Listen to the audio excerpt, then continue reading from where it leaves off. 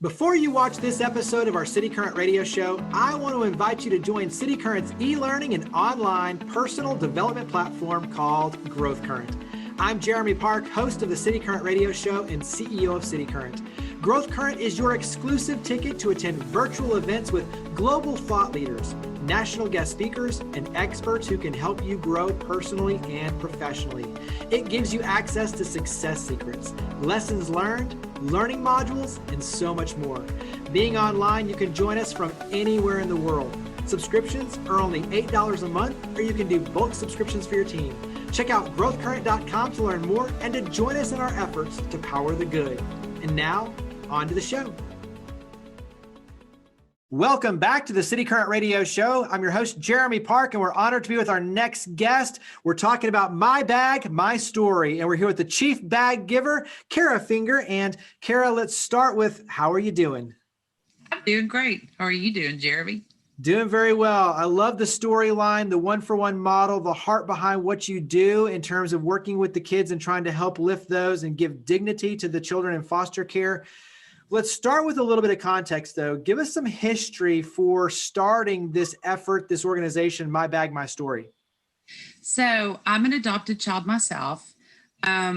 We have 3 children. 2 of them are adopted. And back in 2015, my husband and I, we became a foster family.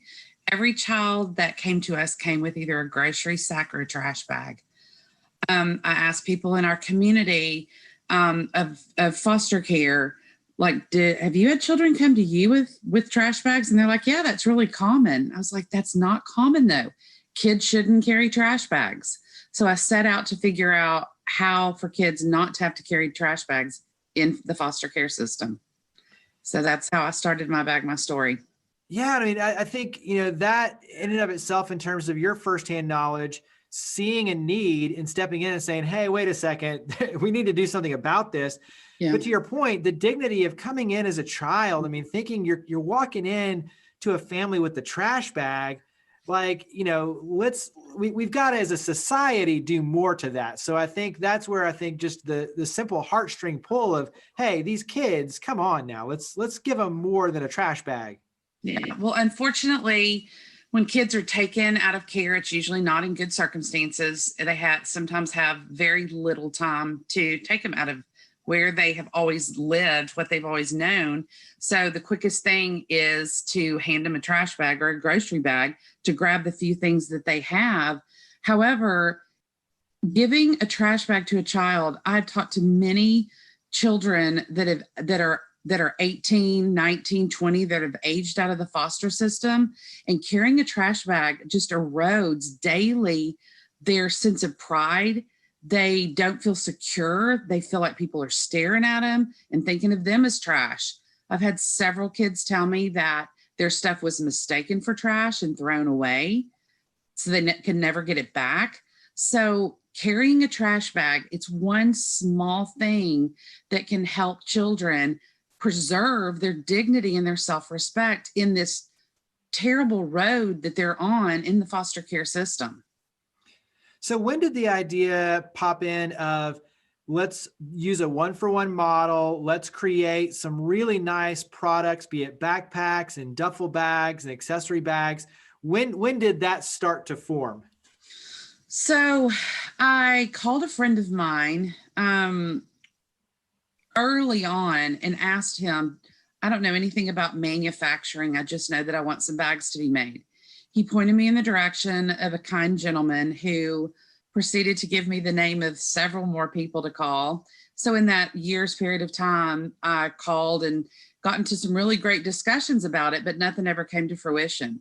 A year later, this kind man who is my manufacturer called me back and said, I just got out of a meeting and foster care was kind of part of it.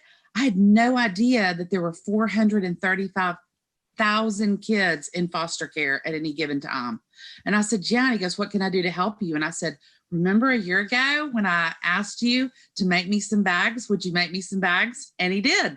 So an 18-wheeler showed up at my house. And then I was like, okay, now I have to do something with these bags.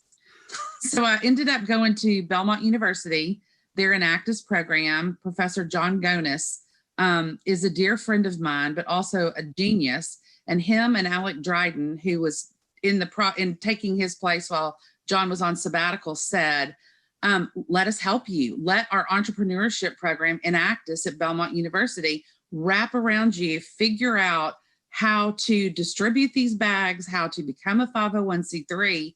And so that I didn't want it to be a one and done. I had these 500 great bags, and I didn't want to give away 500 bags and then be like, okay, I did my good deed. Now on to the next thing. And so they helped me develop what My Bag, My Story is today and get my 501c3 status. Nice. Walk us through kind of the process for this. I mean, obviously you can go online, and I want you to talk about this because you have all the products out displayed where you can see them, and they're really nice. I mean, they're colorful, they've got great designs, functionality, but describe kind of how the magic works. Okay, so what I've done is built relationships with now 11 agencies in Middle Tennessee. And so they're the ones that work with the state, bringing kids into foster care. So they're called private provider agencies. And so the state can't handle, unfortunately, all the number of kids that are coming in. So they contract with private providers. So I've contracted with the state and these private provider agencies, and I provide bags for them so that when their social workers or the child protective officers go out into the community to get these kids, they have bags instead of having a trash bag to give them. And then like the Department of Child Services resource linkage has it's an awesome thing that the state has done to make a place that foster families can go to get clothes. I mean, stuff that kids need, 24, 48 hours after they've come into their care.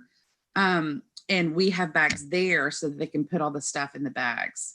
And we have, I could tell you story after story of kids, one that happened recently, a sweet little girl who was a runaway, was just so upset in the resource linkage office and was like, I just can't get organized. And so they gave her 2 of my duffel bags, and she put her spring and summer in a bag and her fall and winter in a bag and was twirling around, so excited that she not only had nice bags to put it in, but that she was organized.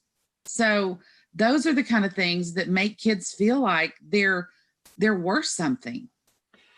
Yeah. And I think in many cases, as adults, we overlook the simplicity of The bag. in many cases. Yeah. It's like, it doesn't have to be complicated. It's like they want to feel valued. They want to have nice things. And by enabling like this young girl to give her 2 bags where she can organize, but at the same time, feel like $1 million, like have 2 really nice bags. Those seemingly small things add up, going back to what you said before about kind of the years that they carry with them, carrying that trash bag and feeling like trash. Those small gestures in a way create a long ripple effect throughout their life that Right. really does give them a chance to have more confidence and success. And so talk about from that vantage point, how the community can help. Because, I do want you to kind of elaborate on the bags and the quality there and how we can shop for them and help. So talk about that side of it.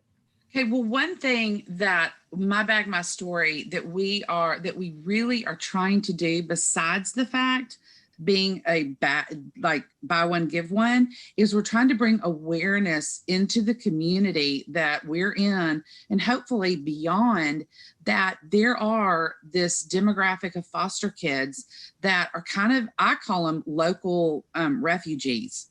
They might have someone that has taken them in, a foster family, but they don't have, like, a foster family, statistically doesn't, they're not multimillionaires. And so they're struggling for their kids to have piano lessons or play soccer or play a sport or an instrument.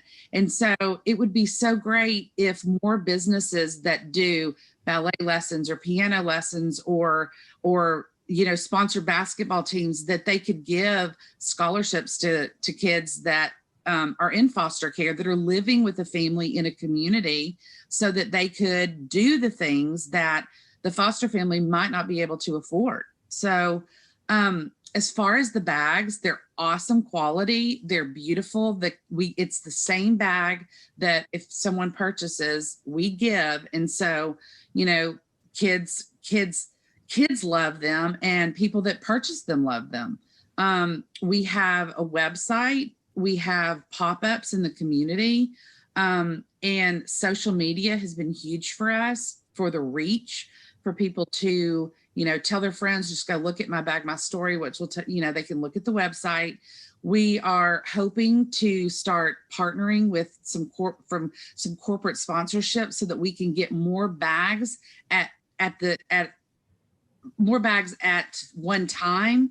Because if it's a buy one, give one, of course, we're selling a lot during Christmas time, but we still have the demand even if Christmas is over. So, we've sold a lot of bags. So right now we're even, but then we have a lot of ask. And so, we get in the deficit. So it would be nice to have, a corporation or someone to help sponsor 100 bags at a time, 1,000 bags at a time, so that we're not doing the small amount at one time that we're doing.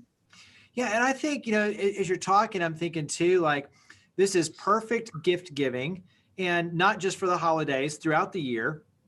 It's perfect for corporations that are doing any sort of gift giving or retreats, or want to do something as a special perk for their employees, to be able to give, whether it's a duffel bag, the backpacks. And, so many companies are giving backpacks now, especially because you can put your laptop and all that kind of stuff. So my point is, like, looking at it from that is, yes, you can make the donation and underwrite the expense, but you can also look at it as, hey, here's a really cool opportunity to give something that has a great story.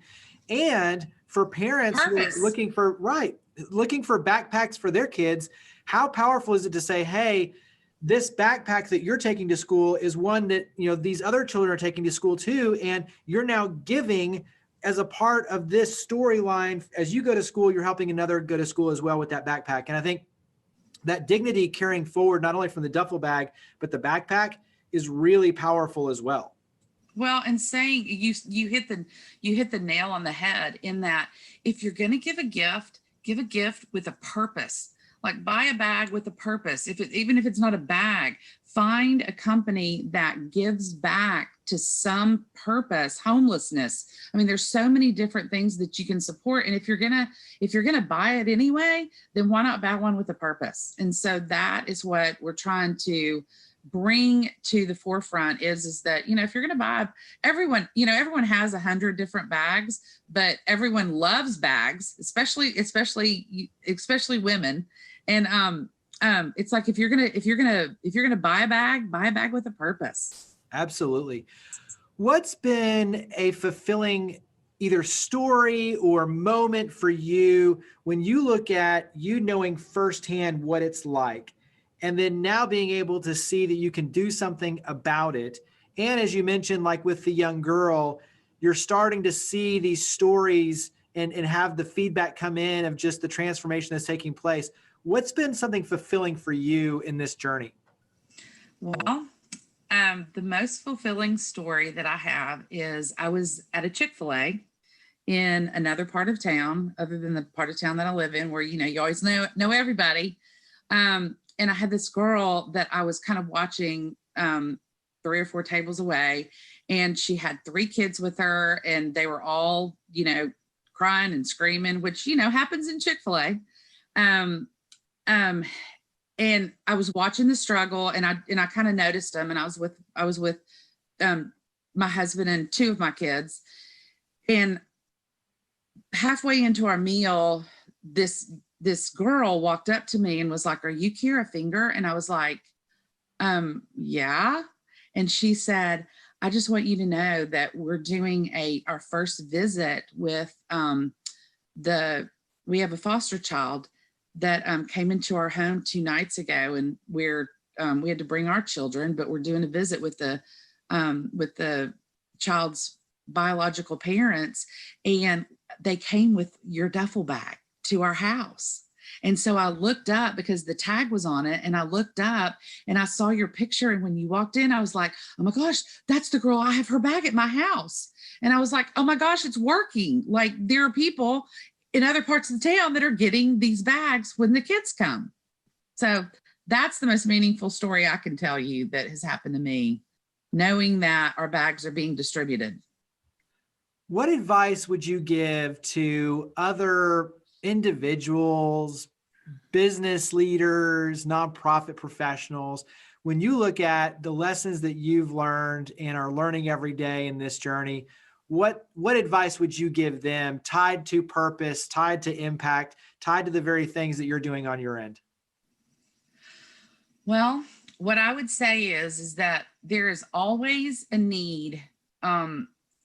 Especially in the world we're living in right now, there is always, there's needs everywhere around us. And you really have to find, I didn't do anything special. Like thinking of bags and kids, I just knew that a child was worth more than carrying a trash bag.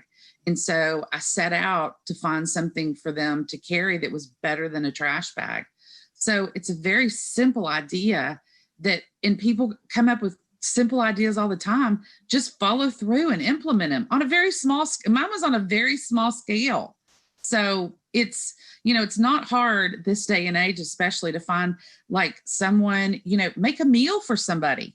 And I'm talking about in the foster care system, but you don't have to be a foster parent if you weren't called to be a foster parent. But what I feel like we are called to do as a community is wrap around people that are doing the hard stuff. Absolutely. Wrap up with your contact information, website. Where do we go to learn more about My Bag, My Story, and obviously make our purchases and donations and the whole 9 yards to support your efforts?